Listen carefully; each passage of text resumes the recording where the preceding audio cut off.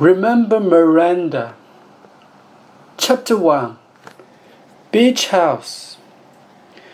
The children and their father remember Miranda, of course, and they talk about her sometimes. Miranda's sister often visits us, and she always tells the children a story about their mother. Nick remembers Miranda. I know he does. And in the hospital, Grandma remembers too. They all remember Miranda. I never met Miranda, but every day I look at her photograph next to the telephone in the kitchen, the picture of her with her children. Every day I look at her beautiful dark eyes and her long dark hair. I first saw Miranda's photograph 2 years ago. It was a cold October day, and I left London for my new job with a family in Norfolk. I drove north, past Norwich, and it began to rain. It was dark and there was a strong wind, so I drove slowly and carefully. I wanted to see the Harvey children before they went to bed. But because of the weather, it was 8 o'clock before I arrived in Cromer. I drove through the town along the sea road. Suddenly I stopped. There was a tree across the road. I got out of my car. It was a big tree, and I couldn't move it. Just then, a car drove up behind me and a man got out. What's the matter? Oh, a tree across the road. He was a tall man, about 30 years old. Where are you going? He asked. Not far, I said. It's a house along this road near the sea. It's called Beach House. Oh, I know Beach House, the man said. It's the last house along this road, but you can't drive there tonight with this tree across the road. He stopped for a minute. I'm Nick Watson, and I live at the farm along the road. We can go back to my house and then walk across the fields to Beach House. Are you visiting for the weekend? No, I'm going to work in the house and look after Mr. Harvey's children. Their mother died 2 years ago, and their grandmother has arthritis in his legs and can't walk much now. So I'm going to look after the children and the house. I told him.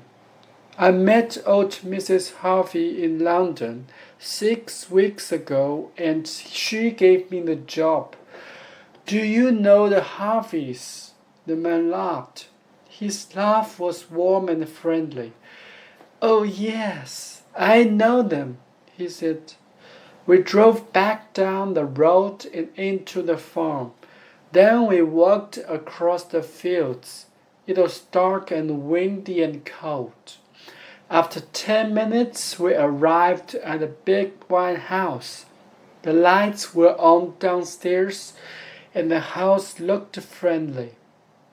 I had no home because my mother and my father died a long time ago, and I had no brothers and sisters.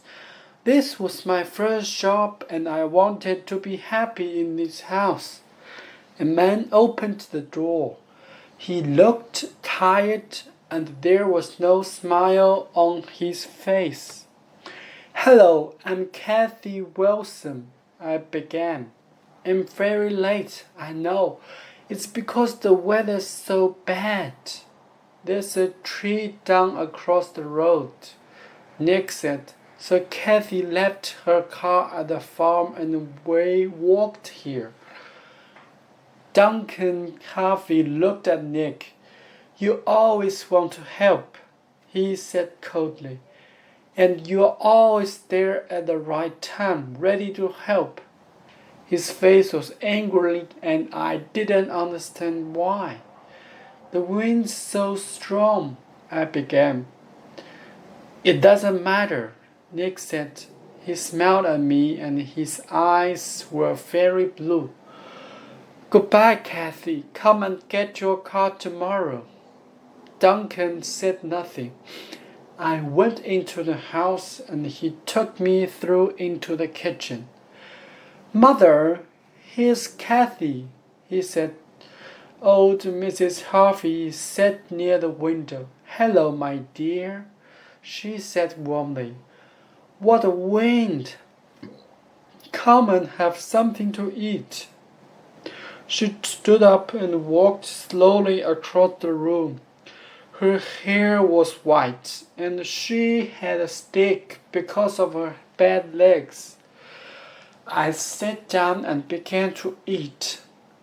Duncan is angry because he doesn't like Nick, Mrs. Harvey told me quietly. He's not angry with you. Why didn't Duncan like Nick?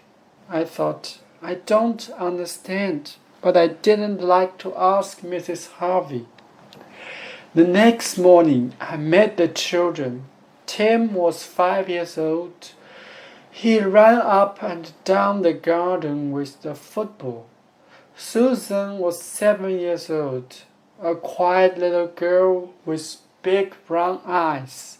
She watched me carefully, but she didn't smile. The weather changed and the sun was warm. In the afternoon, I walked with the children by the sea. The sky was blue and the sea was beautiful. I cooked dinner and we all ate in the kitchen. After dinner, Juliet arrived. I left my car at Nick's, she said. There's a tree across the road. Juliet had long black hair and dark eyes. She was Miranda's sister. Miranda was wonderful, she told me. Wonderful and beautiful. Yes, I know, I said quietly. I saw the photograph of her next to the telephone with Tim and Susan. Miranda is our mommy, Susan said. She died a long time ago. Let's go to the cinema, Juliet said suddenly. I want to take Susan and Tim. Kathy, you come with us. Tim began to shout. Let's go to the cinema. Let's go to the cinema. Be quiet, Tim, Duncan said. He looked angry.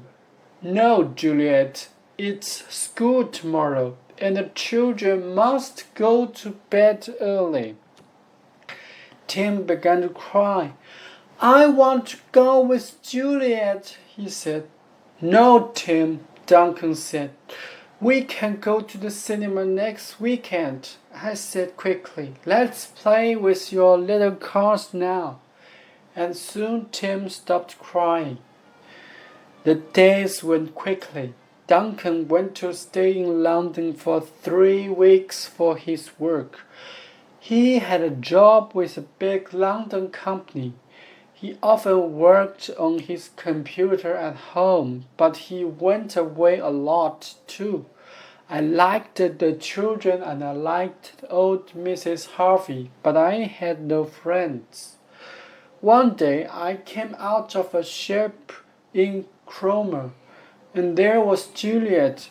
Hello, she said. It's good to see you. Let's go and have a coffee and we can talk. And we did.